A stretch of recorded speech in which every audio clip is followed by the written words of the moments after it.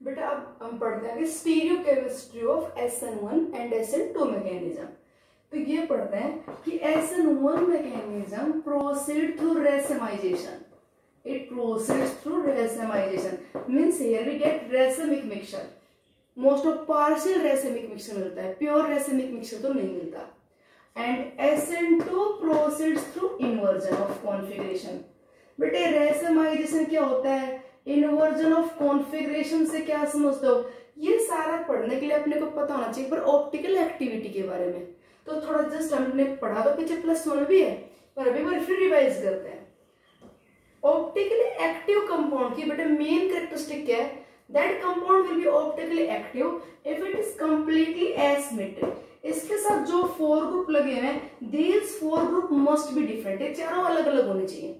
तो optical activity बेटा एलिन्स, अगर एलिन कंपाउंड एलिन्स है तो उनमें तो ये कंडीशन होती है कि यहाँ पे टर्मिनल पोल्स पे जो 2 ग्रुप लगे होते हैं, दीज 2 मस्ट बी डिफरेंट, ये दोनों डिफरेंट होने चाहिए। ठीक है, ऐसे बाईफिनाइल से बेटा ये कंडीशन होती है कि यहाँ पे ऑर्थो पोजीशन पे जो 2 ग्रुप लगे हुए हैं, दीज 2 मस्ट बी डिफरेंट। अपने को अब सिंपल अल्काइल लाइड्स के लिए अप्लाई करनी है। तो अल्काइल लाइड्स के लिए ऑप्टिकल एक्टिविटी क्या कंडीशन है कि the carbon that must be attached with the 4 different group और एट ग्रुप ऑफ एटम्स। तो उसके जो कंपाउंड वो कंप्लीटली एसिमेट्रिक होगा, ये अपनी मिरर इमेज पे सुपर इम्पोज नहीं होगा। कंप्लीटली एसिमेट्रिक मींस यहाँ पे कोई पॉइंट ऑफ सिमेट्री, कोई axis of symmetry, line of symmetry, centre of symmetry ये नहीं होंगी, ठीक है। और ये अपनी मिरर इमेज पे सुपर इम्पोज नहीं होगा। और बेटा जो कंपाउंड अपनी मिरर इमेज पे सुपर इम्पोज नहीं होता, जब ये कॉन्फ़िगरेशन है, तो बेटा इसकी मिरर इमेज क्या आएगी? That is not super imposable on it's mirror image. The compound which is not superimposable on its mirror image उसे बोलते हैं कायरलिटी। क्या बोलते हैं? Chirality. Chirality means non superimposability of a compound on its mirror image। और जो compound chiral होता है बेटा क्या मिलेगा? Optically active. ये एसेंशियल कंडीशन हो गई ऑप्टिकल एक्टिविटी की कि कंपाउंड जो एसिमेट्रिक होगा वो कायरल होगा, कायरल होगा कैसे मिलेगा? Optically active. Optical active compound बेटा 2 टाइप के होते हैं, या तो पोलराइज्ड लाइट के प्लेन को, जो पोलराइज्ड लाइट है इसके प्लेन को रोटेट करते हैं राइट साइड में, जो राइट साइड रोटेट करते हैं उन्हें बोलते हैं डेक्स्ट्रो रोटेटरी, और बेटा जो लेफ्ट में रोटेट करते हैं उन्हें बोलते हैं लियो रोटेटरी। ठीक, तो एक तो अपने को ये पता होना चाहिए, अपने को एक कंपाउंड दे दिया जाए कि predict whether the compound is optically active या इनएक्टिव। ये दे दिया आइसोप्रोपाइल क्लोराइड, बताओ ऑप्टिकली एक्टिव है इनएक्टिव है? देखते हैं पता चल जाएगा। तो 2 ग्रुप सेम आ गए, तो ये ऑप्टिकली इनएक्टिव, ये इनएक्टिव है। एक कंपाउंड दे दिया जाए अपने को secondary butyl bromide, secondary butyl bromide, बताओ जो ऑप्टिकली एक्टिव है इनएक्टिव? तो बेटा कंपाउंड कैसे ऑप्टिकली एक्टिव है? ठीक है, 4 group attached with it are different, ये एसिमेट्रिक कार्बन हो गए। ऐसे अपने कंपाउंड दे दिया जाए कि ये कंपाउंड है, यहाँ पे एक ग्रुप लगा हुआ CH3, एक ग्रुप लगा हुआ CS double bond CH2, vinyl, एक लगा हुआ इथाइल और एक लगा हुआ है मान लीजिए प्रोपाइल, ये ग्रुप है। ठीक है, it is optical active compound है इनएक्टिव, तो बेटा ऑप्टिकली एक्टिव है ये। All the 4 groups are different, but upon hydrogenation it becomes optical inactive. It is true, hydrogenation होते ही ऑप्टिकली इनएक्टिव हो जाएगा, बिल्कुल हो जाएगा बेटा। हाइड्रोजनेशन करोगे तो पाइप बॉन्ड के H यहाँ पे लगेगा, H यहाँ पे लगेगा, तो अब ये C2H5 ग्रुप और ये भी C2H5 ऑप्टिकली इनएक्टिव हो जाएगा। तो एक तो अपने को ऑप्टिकल एक्टिव कंपाउंड पहचान में आने चाहिए। ठीक, अब ऑप्टिकल एक्टिव कंपाउंड्स का बेटा वो pair, A pair of optical isomers, मतलब अपने पास 2 ऑप्टिकल कंपाउंड है, मोलिकुलर फॉर्मूला का दोनों का सेम है, ठीक है, तभी हम आइसोमर बोल रहे हैं। एक उनमें डेक्स्ट्रो रोटेटरी, दूसरा लियो रोटेटरी है। तो pair of optical isomers which are non superimposable mirror image of each other, उन्हें बोलते हैं इनएंशियोमर्स। इनएंशियोमर क्या होता है? A pair of optical isomers which are non superimposable mirror image of each other. Enantiomer को समझना है तो आप बिल्कुल हैंड पेयर को समझ लीजिए। जैसे राइट हैंड है, जैसे इसका स्ट्रक्चर जैसा अरेंजमेंट है वो है बेटा जैसे राइट हैंड का वैसे लेफ्ट हैंड का। इसकी मिरर इमेज देखोगे तो ये दिखाई देगा, इसकी मिरर इमेज लोगे तो ये दिखाई देगा। तो दोनों एक दूसरे की मिरर इमेज है, पर क्या सुपर इम्पोजेबल है? No, these are non superimposable. तो ऐसा एक कंपाउंड्स का पेयर जैसे कह दिया जाए अपने पास ये कंपाउंड कार्बन यहाँ लगा दिया, मान लीजिए हमने CH3 ये लगा दिया, Cl ये H और बेटा ये ले लिया C2H5 ये कंपाउंड है। ठीक, दूसरा कंपाउंड ले लिया कार्बन, ये CH3 ये कंपाउंड ले लिया Cl, ये कंपाउंड यहाँ पे लग गया H और ये लग गया यहाँ पे C2H5। अब ये देखो दोनों का मॉलिक्यूलर फॉर्मूला सेम है कि नहीं? अच्छा जी, अगर बात करें तो बताया जी ये है डेक्स रोटेटरी और ये बताया लियो रोटेटरी, ये दोनों एक दूसरे की मिरर इमेज भी है। तो इस तरह के पेयर क्या बोलेंगे? इनैंशियोमर। क्या बोला जाएगा? इनैंशियोमर। इनैंशियोमर है pair of optical isomers which are non superimposable mirror images of each other। इनमें अगर एक का कॉन्फ़िगरेशन बेटा R होगा तो दूसरा कैसा मिलेगा? S। अब आपको R और S कॉन्फ़िगरेशन याद है कि जो कार्बन के साथ 4 ग्रुप लगे हुए हैं उन चारों को आप एटॉमिक नंबर के अकॉर्डिंग प्रायोरिटी दे दीजिए। तो क्लोरीन बेटा फर्स्ट नंबर, ठीक, उसके बाद C2H5। अब यहाँ पे भी कार्बन, यहाँ पे कार्बन है, पर इस कार्बन के आगे कार्बन आएगा, यहाँ पे 3 OH आएंगे, तो इसलिए कौन सा होगा? नंबर 2, ये नंबर 3, ये नंबर 4। लिस्ट प्रायोरिटी वाला डॉटेड लाइन पे होना चाहिए, तब तो जो अरेंजमेंट है वो आ जाएगा, मतलब जो कॉन्फ़िगरेशन आना चाहिए उसके अकॉर्डिंग नाम लिखोगे। मूव करना है 1 से 2 की तरफ, तो बेटा आप 1 से 2 की तरफ आओ तो इधर से आ सकते हो, ऊपर से मत आना। ये तो क्या है? अवे फ्रॉम द प्लेन, ये बीच में नहीं है, दूर है रास्ते से, तो आप 1 से 2 की तरफ आओ तो 4 को क्रॉस करके आ सकते हो। तो ये रोटेशन क्या है बेटा? क्लॉकवाइज। ये रोटेशन क्या है? क्लॉकवाइज। अगर क्लॉकवाइज है तो इसका कॉन्फ़िगरेशन क्या दिया जाएगा? R। ये R है। ऐसे अगर हम इसकी बात करें तो क्लोरीन बेटा 1 हो गया, C2H5 ये बेटा क्या हो गया? नंबर 2 हो गया, ये 4 हो गया, ये 3 हो गया। अब बेटा 1 से 2 की तरफ जाओगे तो कॉन्फ़िगरेशन ये आएगा, 1 से 2 की तरफ जाओगे तो अब ये क्या होगा? एंटी क्लॉकवाइज, तो क्या दिया जाएगा? S। तो बेटा जो इनैंशियोमर्स होंगे ना उनमें अगर एक का कॉन्फ़िगरेशन R होगा तो दूसरे का मस्ट भी क्या मिलेगा? S। A pair of optical isomers which are non-superimposable mirror image of each other, उन्हें क्या बोलते हैं? इनैंशियोमर। एक प्लस तो दूसरा माइनस, एक का कॉन्फ़िगरेशन R तो दूसरे का S। और बेटा रेसमिक मिक्सचर क्या होता है? What is a racemic mixture? Racemic mixture is the equimolar mixture of, it is the equimolar mixture of 2 enantiomers। It is the equimolar mixture of 2 enantiomers। मान लीजिए ये हमने पेयर ले लिया, इनैंशियोमर्स है इनैंशियोमर। 50% तो बेटा मैं ये ले लूं और 50% ये ले लूं, इस इक्विमोलर मिक्सचर को क्या बोला जाएगा? Racemic mixture. ये ऑप्टिकल एक्टिव है, यस, ये भी ऑप्टिकल एक्टिव है, यस, ऑप्टिकल आइसोमर सही है, तो ऑप्टिकल एक्टिव तो है। क्या रेसमिक मिक्सचर ऑप्टिकली एक्टिव होगा?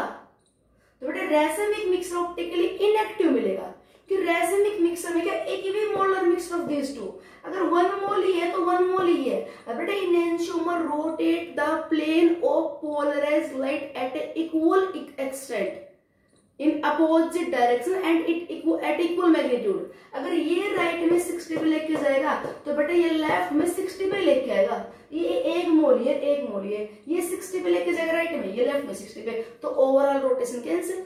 तो इसलिए बेटा रेसमिक मिक्सचर ओवरऑल कैसा होता है? Optically inactive. रेसमिक मिक्सचर क्या होता है? Overall optically inactive. अब एक बार आप और एग्जांपल देखो, जैसे हम बात करें टार्टरिक एसिड। टार्टरिक एसिड होता है बेटा 2,3 डाइहाइड्रोक्सी ब्यूटेनोइक एसिड, ये टार्टरिक एसिड है। Is it is optical active या इनएक्टिव? देखो कार्बन के साथ एक H, एक OH, एक COH, एक चौथा ग्रुप है, अलग अलग है, ऑप्टिकल एक्टिव होना चाहिए। इसका भी सभी 4 ग्रुप अलग अलग है, पर यहाँ पे आप ये देखो बेटा plane of symmetry, rotation by upper half cancel by lower half, तो ओवरऑल ये कंपाउंड ऑप्टिकली इनएक्टिव हो गया। एक ऐसा कंपाउंड जिसमें स्टीरियो सेंटर होते हुए भी ऑप्टिकली इनएक्टिव हो जाए वो क्या कहलाएगा? Meso compound. अगर मैं यहाँ पे कॉन्फ़िगरेशन असाइन करूं तो देखो ये OH ऑक्सीजन जुड़ा हुआ है, ये किससे जुड़ा हुआ है? C double bond OH। ये किससे जुड़ा हुआ? कार्बन से। ये किससे? कार्बन से। तो बेटा फर्स्ट नंबर तो ये हो गया OH, ठीक है। सेकंड पे इधर क्या है? कार्बन, यहाँ पे क्या है? कार्बन। अब यहाँ पे इस कार्बन के तीनों तरफ ऑक्सीजन ऑक्सीजन ऑक्सीजन, तीन वैलेंसी ऑक्सीजन है, और इसके बेटा एक तरफ ऑक्सीजन, 2 तरफ कार्बन हाइड्रोजन आ गया, तो तो ये ऊपर वाला 2 नंबर, नीचे वाला 3 नंबर। इसे फिशर्स फॉर्मूला बोलते हैं। इस फॉर्मूला में बेटा अगर हाइड्रोजन ओरिजेंटल लाइन पे हो ना तो कॉन्फ़िगरेशन उल्टा लिखा जाता है, आएगा आर तो एस बोलेंगे। अगर लिस्ट प्रायोरिटी वाला ओरिजेंटल लाइन पे ओरिजेंटल तो आए आर तो बोला क्या आ जाएगा एस। वर्टिकली हो तो जो आएगा वही आंसर होता है। तो अब इसमें देखो 1 से 2 की तरफ गया ऐसे, अरे रोटेशन क्या ऐसा है एंटी क्लॉकवाइज, तो होना चाहिए एस पर क्या बोला जाएगा 2r, उल्टा बोला जाएगा। ओरिजेंटल पे हो ना लिस्ट प्रायोरिटी वाला ग्रुप, अगर ओरिजेंटली हो तो उल्टा असाइन किया जाता है। अभी यहाँ पे आ जाओ बेटा, ये 1 और ये 2, रोटेशन है क्लॉकवाइज, होना चाहिए r पर लिखा क्या आ जाएगा s। तो अपर हाफ पोर्शन r, नीचे वाला s, तो अपना ही कंपाउंड अपने पोर्शन का रोटेशन नीचे वाला क्या कर लेगा, एक दूसरे का कैंसिल आउट। तो यहाँ बोलते हैं प्लेन ऑफ सिमेट्री की वजह से ये कंपाउंड क्या हो गया ऑप्टिकली इनएक्टिव। ऐसा कंपाउंड बेटा मीजो कंपाउंड होता है। रेसिमिक मिक्सचर भी ऑप्टिकली इनएक्टिव है और मीजो कंपाउंड इनएक्टिव। फर्क क्या है, मीजो कंपाउंड में एक ही कंपाउंड का आधा पोर्शन अपने हाफ पोर्शन के रोटेशन को कैंसिल करेगा, और रेसिमिक मिक्सचर में 2 अलग अलग कंपाउंड है, ये दोनों एक दूसरे के रोटेशन को क्या करेंगे कैंसिल। ठीक है, अगर बेटा इसी कंपाउंड को मैं ऐसे लिख देते हैं, टार्टरिक एसिड को हम ऐसे लिख देते हैं HOHOHH, यहाँ पे बेटा प्लेन ऑफ सिमेट्री नहीं है, अभी कंपाउंड ऑप्टिकली एक्टिव है, ये ऑप्टिकली एक्टिव है, ये 1 नंबर ये 2 नंबर, कैसा कॉन्फ़िगरेशन है एस पर लिखा क्या आ जाएगा आर, तो आर, ये 1 नंबर ये 2 नंबर, कैसा कॉन्फ़िगरेशन है एस पर लिखा क्या आ जाएगा आर, तो आर आर, ये ऑप्टिकली एक्टिव। अगर बेटा हम ये कह दें what is the relation between these two, ये कंपाउंड ले COOH COOH, यहाँ पे कर दे H, यहाँ पे OH, यहाँ पे OH, यहाँ पे H, तो ये भी ऑप्टिकल एक्टिव है, ये भी ऑप्टिकल एक्टिव है। और ध्यान से देखिए दोनों एक दूसरे की non superimposable mirror image, तो ये क्या हो गया pair of enantiomers. A pair of optical isomers which are non-superimposable mirror images of each other are called enantiomers. Enantiomers are similar in their every physical and chemical property except rotation, direction of rotation of polarized light. सिर्फ बेटा एक ही फर्क होता है, एक right में rotate करता है तो दूसरा लेफ्ट में, बाकी सब बातें उनकी एक जैसी होती है। अगर कंपाउंड ये दे दिया जाए CH3 यहाँ पे H ये Cl, ठीक है, ये कंपाउंड एक मिनट C2H5 ये दे दिया, ये H ये Cl, ये बेटा ऑप्टिकल एक्टिव है। देखो यहाँ पे प्लेन ऑफ सिमेट्री नहीं है, CH3 नीचे C2H5 है, तो ये ऑप्टिकल एक्टिव है। ये कंपाउंड ले CH3 C2H5, ये Cl ये H ये H ये Cl, ये भी ऑप्टिकल एक्टिव है, दोनों ही ऑप्टिकल एक्टिव है। क्या दोनों में कोई मिरर इमेज रिलेशन है? यहाँ पे Cl इस तरफ है, यहाँ पे Cl इधर है फिर इधर चला गया, तो ये क्या हो गया डायस्टीरियोमर्स, कि दोनों ऑप्टिकल एक्टिव कंपाउंड्स हैं, दोनों का मॉलिक्यूलर फॉर्मूला सेम है, स्ट्रक्चरल अरेंजमेंट सेम है, but this not have the mirror image relationship. तो pair of optical isomers which not have mirror image relationship, उन्हें बोलते हैं डायस्टीरियोमर्स। अब सुनो बात, SN2 completes through inversion of configuration whereas SN1 completes through partial racemization। इसका मतलब क्या है बेटा, हमने कोई ऑप्टिकल एक्टिव अल्काइल लेड ली, ये CH3 ये Cl H C2H5 optical active alkyl halide, ठीक है जी। बता दैट लेट अस सपोज ओबे SN2 मैग्नीशियम, तो SN2 के अकॉर्डिंग इस क्लोराइड आयन का निकलना और न्यूक्लियोफाइल का अटैक करना बोथ अकर साइमल्टेनियसली। बेटा जिधर से क्लोराइड निकलेगा ना, आने वाला न्यूक्लियोफाइल बिल्कुल इसके 180 पे आएगा, बिल्कुल अपोजिट आएगा, क्योंकि बेटा इधर से तो क्या फील करेगा इलेक्ट्रॉनिक रिपल्सन, स्टीरिक हिंड्रेंस, तो बिल्कुल अपोजिट डायरेक्शन से आएगा। इसीलिए बोलते हैं पोलर एप्रोटिक सॉल्वेंट फेवर करेगा ताकि न्यूक्लियोफाइल बिल्कुल फ्री हो। अगर प्रोटिक सॉल्वेंट हो तो प्रोटॉन उसे अपनी तरफ सराउंड कर लेगा, तो इसकी फ्रीडम कम हो जाएगी। अगर बिल्कुल फ्री है तो बिल्कुल अपोजिट डायरेक्शन में आके जैसे ये निकलेगा ये अटैक कर जाएगा। तो यहाँ पे अगर इसका कॉन्फ़िगरेशन हम कह दीजिए कैसे है आर है, ठीक, जैसे ये बता दिया 1 ये 2, तो इधर आओगे तो कॉन्फ़िगरेशन क्लॉकवाइज है, कैसे ही आर है। मान लीजिए कंपाउंड डेक्स्ट्रो रोटेटरी, मैं कहते कंपाउंड कैसे डेक्स्ट्रो रोटेटरी, तो बेटा जो बनेगा ना कंपाउंड वो कैसे होगा लियो रोटेटरी, इनवर्जन हो जाएगा। ये जो बल की ग्रुप बने स्टीरिक इंटरेस्ट जैसे बिल्कुल उधर चले जाएंगे उसके पीछे की तरफ, ठीक है, तो क्लोराइड है निकलेगा CH3 यहाँ पे। ये बल्कि ग्रुप बिल्कुल अपोजिट में आ जाएगा मुड़ के। जैसे बहुत तेज आंधी तूफान चले तो अम्ब्रेला है ना वो नीचे की तरफ, उसकी डालियां ऊपर की तरफ चली जाती है, इसे बोलते हैं अम्ब्रेला इन्वर्जन, गोल्डन इन्वर्जन, बिल्कुल उल्टा। ठीक, ये H यहाँ पे आ गया, क्या है ग्रुप कौन सा है ये C2H5, ये ग्रुप हो गए यहाँ पे H और यहाँ पे आ गया इनकमिंग न्यूक्लियोफाइल। तो अगर बेटा ये प्लस था तो क्या बनेगा माइनस। अगर कोई कहे मैकेनिज्म लिखो plus butane 2 chloride minus butanol में कन्वर्ट हो, तो कहना प्लस से माइनस कहे या माइनस से प्लस कहे, तो वहां पे मैकेनिज्म आप हमेशा SN2 लिखोगे।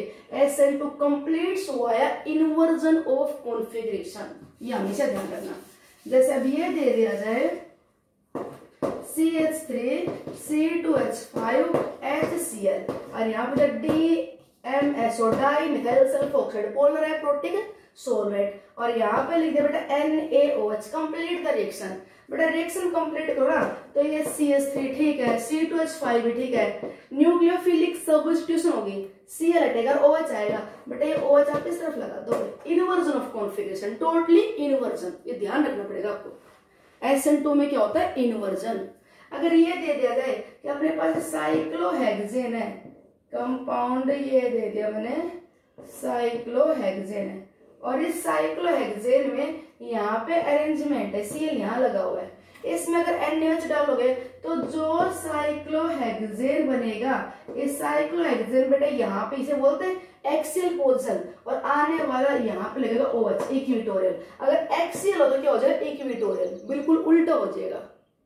ठीक, एग जो है तो प्रोडक्ट क्या मिलेगा एंडो, प्लस तो क्या मिलेगा माइनस, उल्टा इन्वर्जन। ये होता है SN2 में। नाउ इन SN1 में क्या होगा, रिएक्शन कंप्लीट्स विद रेसमाइजेशन। हम एक्सपेक्ट तो ये करते हैं कि हमें क्या मिलना चाहिए 100% प्योर रेसमिक मिक्सचर, मीन्स क्या मिलना चाहिए 50% प्लस तो 50% माइनस, ये मिलना चाहिए, पर पार्शियली प्रोडक्ट मिलता है, पार्शियल रेसमाइजेशन। SN1 में क्या होगा, हमें थोड़ा सा इन्वर्टेड प्रोडक्ट है ना वो ज्यादा मिलेगा as compare to retained, inverted थोड़ा ज्यादा मिलेगा, समझो इस चीज को। अगर ये एल्काइलाइड ऑप्टिकली एक्टिव, मैंने यहाँ पे न्यूक्लियोफिलिक सब्स्टिट्यूशन करवाया, स्टीरियो केमिस्ट्री की जैसी थी वैसे की वैसे रही, ड्यूरिंग न्यूक्लियोफिलिक सब्स्टिट्यूशन जैसा था वैसे के वैसे रहा, बस हालाइड हटा न्यूक्लियोफाइल लगा। अगर ये प्लस तो प्लस ही रहा तो हम बोलते हैं reaction completes with retention of configuration, reaction completes with retention of configuration, retention जैसा था वैसे का वैसा रहा। और अगर मैं ये कह दूं कि इसमें मैंने न्यूक्लियोफिलिक सब्स्टिट्यूशन करवाया पर क्या हुआ, आने वाला न्यूक्लियोफाइल इधर लग गया, प्लस था तो मिला कि आपको माइनस, इसे बोलते हैं रिएक्शन कंप्लीट्स विद इन्वर्जन। क्या हुआ इन्वर्जन। अब बेटा प्रोडक्ट ये और ये दोनों सेम है, प्लस और माइनस दोनों सेम है, फर्क पता क्या है, अगर ये लेओ रोटेटरी है तो डेक्स रोटेटरी है। अगर अपने को 50% प्लस मिल जाए और 50% माइनस तो क्या बोलेंगे रेसमाइजेशन हुआ, क्या मिला रेसमिक मिक्सचर। अगर मैं कहते कि H है यहाँ पे मान लीजिए X है या Y है, ये H है या X है ये Y है, यहाँ पे ये H है ये X है और ये Y है, तो दोनों में देखो HXY न्यूक्लियोफाइल वो भी HX दोनों सेम है, पर ये डेक्स्ट्रो रोटेटरी तो ये कैसे लियो रोटेटरी, तो ये पूरा का पूरा ये मिल जाए प्लस से माइनस तो इन्वर्जन, प्लस का प्लस ही मिले तो रिटेंशन, और 50% प्लस और 50% इन्वर्टेड तो उसे क्या बोलेंगे 50% प्लस और 50% माइनस, तो क्या मिला आपको racemic mixture. SN1 completes through racemization but not 100% partial racemization होता है। देखो SN1 में क्या होगा, मान लीजिए हमने ये ले लिया जी ऑप्टिकली एल्काइल एक्टिव अल्काइलाइड, ये बेटा ऑप्टिकल एक्टिव एल्काइल, ठीक है, स्टीरियो केमिस्ट्री वाले प्लस है, ठीक। अब देखो जी यहाँ पे क्या होगा, फर्स्ट डिसोसिएशन बॉन्ड और ये बन गए कार्बोकेटाइन, ये बन गए carbocation, the carbocation formation is the rate determining step. बेटा कार्बोकेटाइन का बनना यहाँ पे क्या है, रेट डिटरमिनिंग स्टेप, कार्बोकेटाइन का बनना मतलब कि कार्बोकेटाइन आपको पता होगा बेटा कार्बोकेटाइन की स्टेट ऑफ हाइब्रिडाइजेशन होती है sp2, इस carbocation state of hydrogen sp2 arrangement है प्लेनर, अरेंजमेंट कैसा है प्लेनर, ये कैसा है ट्राइगोनल प्लेनर, ट्राइगोनल प्लेनर है, प्लेनर बेटा ये हो गया। अब यहाँ पे ऐसा नहीं है, SN2 में तो क्या था आगे से हाइलाइट को निकलना था, तो न्यूक्लियोफाइल यहाँ तो आ ही नहीं सकता, यहाँ तो आ ही नहीं सकता, न्यूक्लियोफाइल सारा का सारा पीछे से आएगा, तो यहाँ पे क्या था इनवर्जन SN2 में, यहाँ पे क्या बन चुकी कार्बोकेटाइन स्टेबल है, यहाँ पे प्लेनर अरेंजमेंट है, nucleophile is equally probable to attack from the front as well as back side. बेटा 50% आगे से 50% पीछे से, दोनों तरफ से आने के चांस बराबर है। न्यूक्लियोफाइल है equal capacity to attack from the both side, दोनों तरफ से सकता है, तो जिधर से ब्रोमाइड निकली वहीं पे न्यूक्लियोफाइल आ गया, तो बेटा अपने को क्या मिलेगा रिटेन्ड प्रोडक्ट, ये कार्बन, ये C3H7, ये HC2H5 और यहाँ पे आ गया न्यूक्लियोफाइल, तो जो कॉन्फ़िगरेशन रिएक्टेंट का था वो का वो मिला प्लस का प्लस, और बेटा 50% चांस इसके पीछे से अटैक करने के भी है, तो बिल्कुल इसका उल्टा भी मिल सकता है C3H7 और बेटा ये न्यूक्लियोफाइल और इधर चला जाए C2H5 और ये H, तो 50% क्या मिल सकता है आपको रिटेन्ड और 50% क्या मिल सकता है इन्वर्टेड, इसे बोलते हैं रेसमाइजेशन, कि हमें 100% प्योर रेसमिक मिक्सचर मिलना चाहिए, ये एक्सपेक्ट करते हैं, पर रियल में क्या होता है बेटा इन्वर्टेड प्रोडक्ट थोड़ा ज्यादा मिलता है,